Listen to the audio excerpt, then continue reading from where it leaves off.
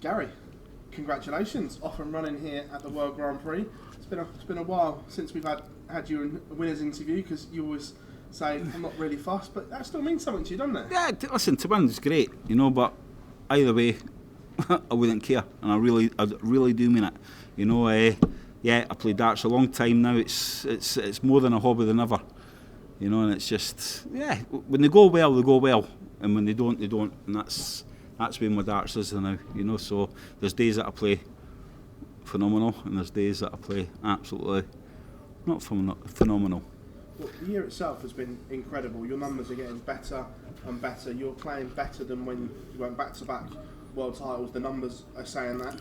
What's spurred you on this year in particular to go to that next level? You know what, it's to prove a point, and it's to myself. It's not to you boys, it's not to the supporters, it's not to the dart players. Because, when I was practising with Ryan, I told you I was playing well.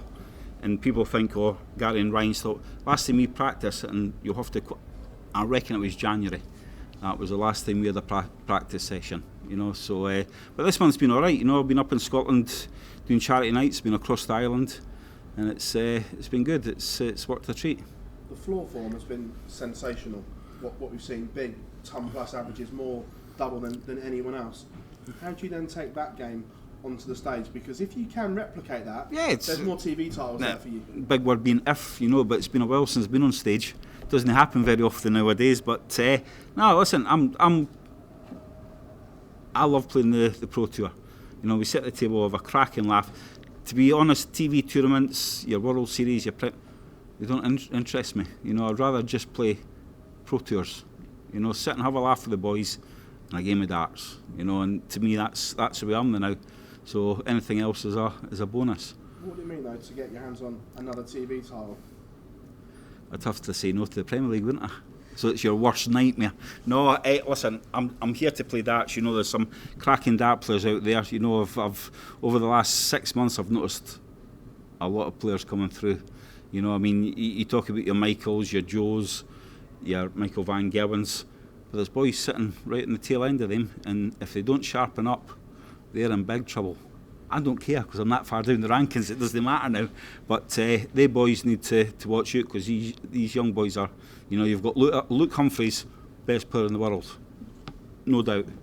You should do a bit more interviews with Luke, because he deserves it. What he has won over the last 12, 18 months, he deserves it. Luke Littler's coming through, firing all guns. You've got Mike Dedeker, cracking player. You've got all these boys coming through. So darts is going to be in a funny place in the next couple of years. Gary, many congratulations. Thank you, Philip. Gary, you've obviously been around in the game a long time. Do you feel like the standard at the moment overall is better than it's ever been? I don't know. I'm showing them up, and I'm 53. So what does that tell you? Not quite yet. But no, they are. The youngsters are coming through. They're hungry. I've done a few exhibitions, a few charity nights in Ireland, and I'm playing 9 to 13-year-olds. And honestly, it's not about how they score, it's how they throw the darts. The throw's perfect. And they can only get better with the throwing, and I think that's just an island. So you've got all the other countries that's going to follow suit, and I blame Luke Littler for that. There's a new generation, a younger generation, and honestly, darts in the next, 9, so the next 5 to 6 years is going to be something else. You mentioned about having a laugh and enjoying it on the Pro Tour again. Do you feel that's had a big impact on your game and the numbers that you've I've never really cared anyway. I keep telling you boys that, and you just don't listen to me. But I go there and I have a laugh. We sit at the table, you've got Michael, his old man. We sit with Darren Beveridge, Matt Dennon, Ian White, and we have a proper giggle, as it should be. You should have a laugh. It doesn't matter what your job is, you need to have a laugh. And I think that's it. It's laid back, it's a game of darts at the end of the day. Do you still feel that there's another major or two in you? Don't really care. I really don't. I'll just keep playing darts until you write me off again, and then I'll have to start playing darts again. But listen, I play. I'm playing well. Like I say, when they go well, and when they don't go well, I'm in trouble. But at the end of the day, it doesn't really matter. Gary, talk to me about where these incredible darts have come from. You say you've not had those practice sessions. Is it just? But if you ask Ryan, every night we play, I play better than that. Ask him. So the next question is, next time you talk to Ryan, ask Ryan.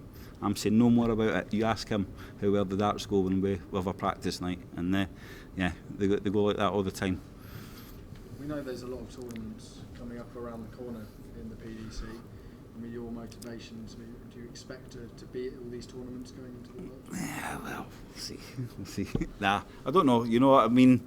If we get through to the Grand Slam, that's my favourite tournament of all tournaments. You know, Worlds, I know I'm in, and then we'll take it for there. You know, there's no pressure on me. I come and go. You know, pick and choose, and it's working just now. You talked a bit about the young players that are coming through at the moment, and then sort of youngsters you've seen over in Ireland as well. We sort of skip maybe 5-10 years down the line. What do you think the landscape of darts is going to look like? Well, I reckon you'd have to ask Ian White. 5-6 weeks ago, I played with 8 months ago. Played with a young German lad, 9 years old, just as good as Littler. Count just as good, and honestly, not a word of English he spoke, but by God, this boy was something else. 9 years old. Shouldn't be playing darts like that, 9 years old. Maybe 29, but not 9. But yeah, they're everywhere now. You know, like I say, it's a very cheap game to play, and you can do it at home. You know, dartboard, set of darts, knock yourself out. You know, it's one of the sports that's you can have time at home and learn how to play it. Do you think a lot of that is down just to the impact that Luke has? Oh, definitely. He's definitely kicked on a younger generation. You know, by the time they boys are on stage, I'll be well gone. I'll be like, see you later, I'm off ski. But yeah, I mean, it can only get better. You know, to what heights? I do not know. Will the darts be as good as what they were in 2014, 15, 16? That'll take some beating, even with the talents on the go there now. That's what you've got to remember. You know, you've got to take then and now. So that's a good big one. Gary, we've spoken about the performances we've seen this year. Is it a stretch to say that you are the most feared man on the Pro Tour at the moment? No. Go back 2 years ago, everyone wanted to play me. You know, because I was absolutely cack. Can we say cack without getting fined? Is cack a word? I think it's all right. That's all right. Yeah. You know, I didn't want to play darts. I don't want to travel. You know, I've got a lot of things going on. I've got my young family. You know, there's a lot of things going on. I mean, these boys, next year's even bigger. You know, it's even more on. You know, they've all got young families and wives and that. You know, it's going to be hard on them. It's got to take its toll.